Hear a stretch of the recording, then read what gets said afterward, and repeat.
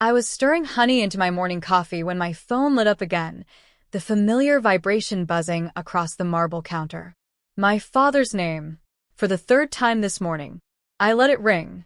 The sunlight streamed through the floor-to-ceiling windows of my downtown apartment, catching the gold trim on the silk blouse I had half-buttoned. Across the skyline, the glass towers looked sharp and endless, like 1,000 mirrors reflecting who I had become, yet the pit in my stomach still nodded at the thought of answering. The voicemail arrived seconds later. His voice clipped, frustrated. "Emily, you're being dramatic. It was just family helping family. Call us back." Just family helping family. My jaw clenched. I took a long sip, letting the bitterness cut through my thoughts. $35,000 on my credit card. Not for an emergency, not for tuition, not even for me. No. For my younger sister Madison's ski trip to Aspen, complete with private chalet, rented gear, and champagne dinners. They hadn't even asked. They'd just done it. And when I confronted them, they called me selfish. Selfish for wanting my own money, for not bending over to finance Madison's golden girl lifestyle. The irony wasn't lost on me. Sitting in my tailored office slacks, preparing for a board meeting later that day, I looked every inch the woman in control. But the truth? The charge still burned like a bruise I couldn't cover with concealer. I glanced at the buzzing phone again, then at the city spread beneath me.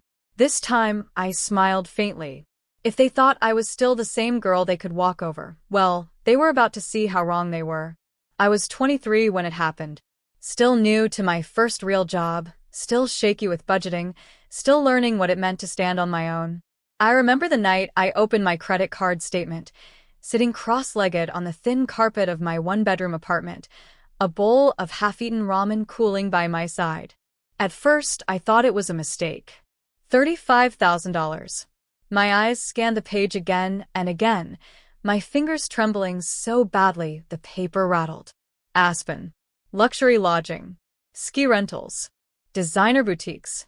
My chest tightened until I could barely breathe. Madison. Of course. I dialed my parents so fast I barely registered the tears streaking my face. My mother answered, her voice breezy, as if she'd been waiting. "Sweetheart, don't be upset. We'll sort it out." Sort it out. My voice cracked. "Mom, it's $35,000. On my card. How could you? Why didn't you even ask me?" A pause. Then my father's voice cut in, firm, dismissive. "It's family, Emily. Madison needed this. We'll handle it later. Don't make this a bigger deal than it is." Later. Always later. Madison, the golden child, had always been the priority. She got the better schools, the car at 16, the endless patience. Me? I got lectures about responsibility, about being grateful, about not causing trouble. "I can't afford this," I whispered, but my throat was so tight it came out strangled. "You're being dramatic," Dad snapped.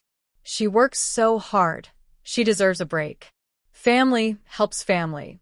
Don't be selfish." Selfish. The word hit harder than the debt itself. I hung up before the sob broke loose, curling into myself on that thin carpet, as if it could shield me from the weight pressing down. That night, I pulled out a small box I'd carried since college, a box with my grandmother's letters. She'd passed when I was 19, but her word stayed. On top, written in her looping script, "Don't let anyone spend her life for you, not even family." The tears came harder then, but something else came with them. Resolve. I stared at that statement, at the suffocating numbers, and something shifted. If they were willing to bury me for Madison's luxury, then I'd have to save myself. Even if it meant walking away. That was the night I decided. I wouldn't just pay off their debt. I'd build a life so far beyond their reach they'd never again mistake my silence for weakness. The first year nearly broke me. I took every shift I could, late nights answering phones at a medical office, weekends stocking shelves at a bookstore, freelancing whatever copywriting gigs I could scrounge up online. My days blurred into exhaustion and caffeine, my hands cramped from typing until dawn. I lived on dollar store pasta and black coffee, with sticky notes of payment deadlines covering the fridge like warning signs. The debt sat on my shoulders like a living thing. Every time I swiped my card for groceries, I felt its sneer. Every time I mailed in a minimum payment, I wondered if I'd ever crawl out. Some nights, I pressed my forehead against the cool wall and whispered, "Grandma, I don't know if I can do this." But then one Tuesday, everything shifted. I was working a temp job at a small marketing agency, answering phones, fetching coffee, when the creative director, a sharp, silver-haired woman named Dana Whitmore, asked me to sit in on a brainstorming session. I tried to fade into the corner, but when an idea slipped out under my breath, Dana turned her head. "What did you just say, Emily?" Flustered, I repeated it, about reframing their client's campaign from product-centered to customer-centered. Dana's eyes lit up. "That's actually brilliant." The next day, she asked me to write a draft. A week later, it was the pitch the client loved. And just like that, I wasn't just a temp girl making coffee. I was someone with a voice worth hearing. Dana became my first mentor. She pushed me, challenged me, and most importantly, believed in me. When I confessed the debt that haunted me, she didn't flinch. She just said, "So you'll outwork it. And one day, you'll outgrow it." And I did. Slowly, painfully but surely. I took night classes in digital marketing, often nodding off on the bus home, clutching my laptop like it was a lifeline. I learned to pitch clients, negotiate contracts, design strategies. My first small freelance win was a campaign for a local bakery, $300 that felt like $3 million. I cried in the bathroom after depositing that check. With every step, I guarded my progress like a secret. My parents thought I was still scraping by, struggling to make ends meet. I let them, posting modest updates, keeping my successes quiet. I didn't want their questions, their judgment, their sudden interest once money entered the picture. Years passed. I paid off the credit card, every cent, then the student loans, then built savings. I launched my own agency, Whitmore and Lane, named in honor of Dana and my grandmother. At first, it was just me, a rented desk, and too much ambition. But clients came, referrals grew, and soon I had a team. The exhaustion never left completely, but it turned into something else. Fuel. The late nights were mine now, not sacrifices demanded by someone else's entitlement. And every time I walked into my office with its glass walls and skyline view, I remembered that carpeted apartment floor, that suffocating panic, and the promise I made to myself. They may have spent my credit, but they would never again spend my life. The day they came back from Aspen, I invited them over. Not out of forgiveness, no, I wasn't there yet. It was strategy. My parents thought I was still renting that same one bedroom, struggling to make ends meet. Madison believed I was barely hanging on, some half-forgotten background character in the shining movie of her life. So when they stepped out of the elevator and into the top floor of a glass-walled building, their steps faltered. "Penthouse," Madison muttered, tugging her designer coat tighter. The doors opened, and there I stood, calm, composed, silk blouse draped just so, hair pinned with precision. Behind me stretched my living room. White oak floors, sunlight spilling across modern furniture, walls lined with books and art. A fireplace glowed in the corner, and on the far side, the skyline glittered through floor-to-ceiling windows. For a moment, no one spoke. Their eyes darted everywhere, at the marble kitchen island, at the framed photographs of my team on retreat, at the award plaques arranged neatly along the wall. "Emily," my mother's voice cracked, though she tried to mask it with a smile. "This is wow. Did you move here recently?" I let the silence stretch. Then I gestured toward the seating area. "Why don't we sit down?" They obeyed. Madison flopped onto the couch like she owned it, while my father perched stiffly on the edge of a chair. I stayed standing, the soft click of my heels punctuating the quiet as I crossed to the bar cart. I poured myself sparkling water, then turned to face them. "You know," I began, my voice smooth measured. "When I first saw that $35,000 charge, I thought it would ruin me." My father shifted. "Emily, we already talked about this." "No." I cut in, my tone sharper now. "You talked.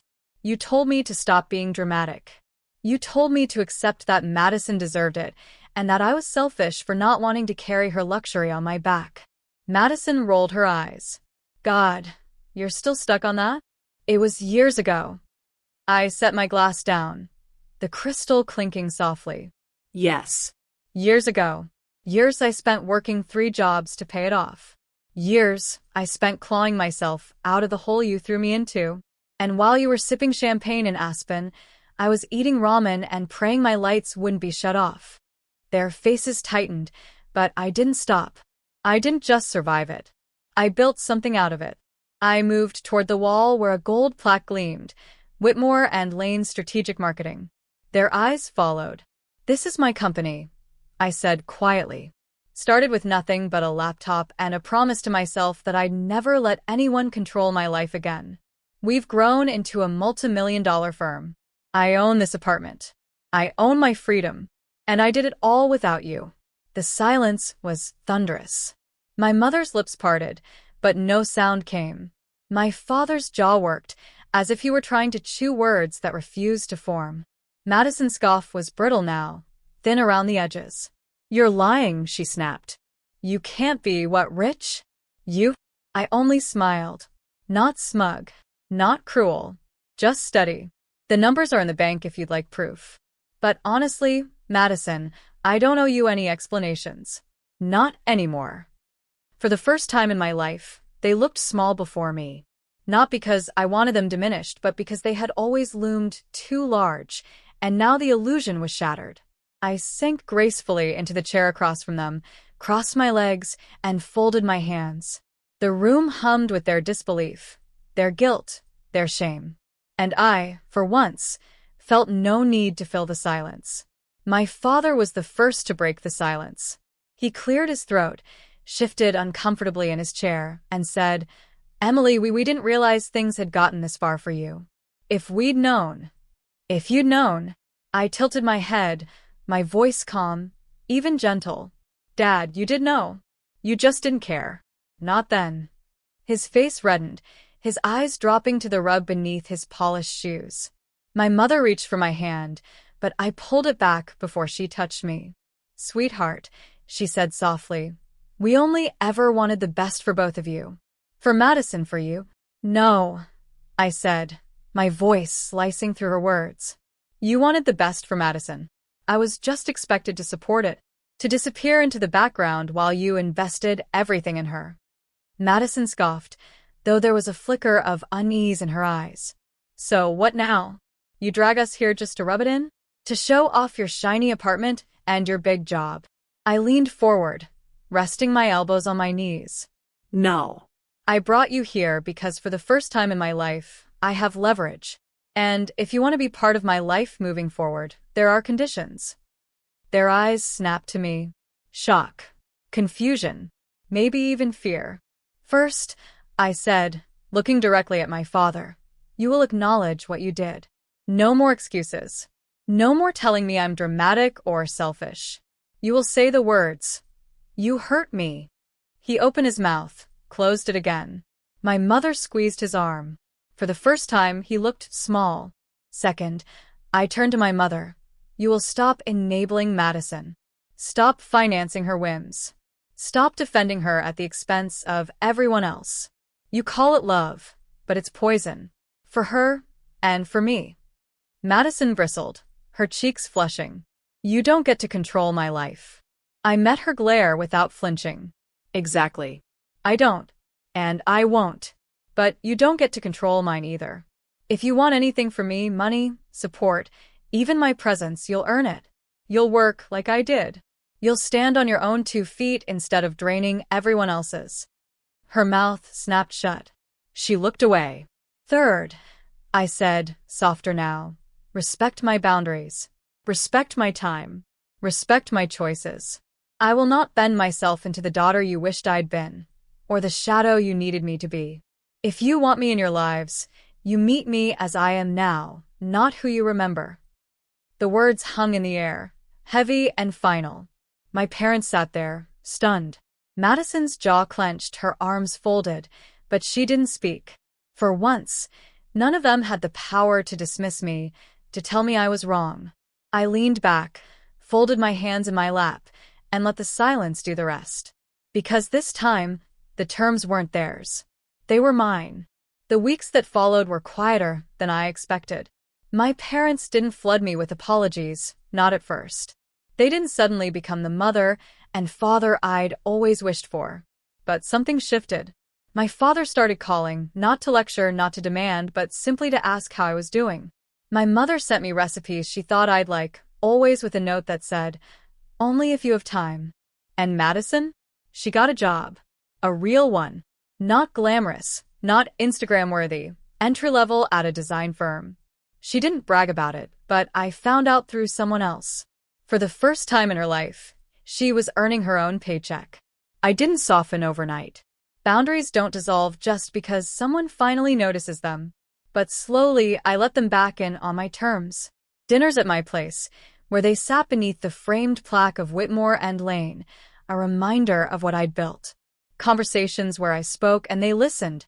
One evening, after my parents had gone home, I stood at the window, the city lights flickering below. My grandmother's box sat on the table beside me. I opened it, fingertips brushing the top letter, her handwriting curling across yellowed paper. "Don't let anyone spend your life for you, even family." I smiled, a warmth spreading through me. She had been right. They had spent my money, my trust, my silence, but they hadn't spent me. And maybe, just maybe, they were finally learning the same lesson. I closed the box, let the hum of the city settle around me, and breathed in the quiet power of my own space. Because in the end, they may have charged my card, but I wrote my own future. And this time, the bill is theirs to pay.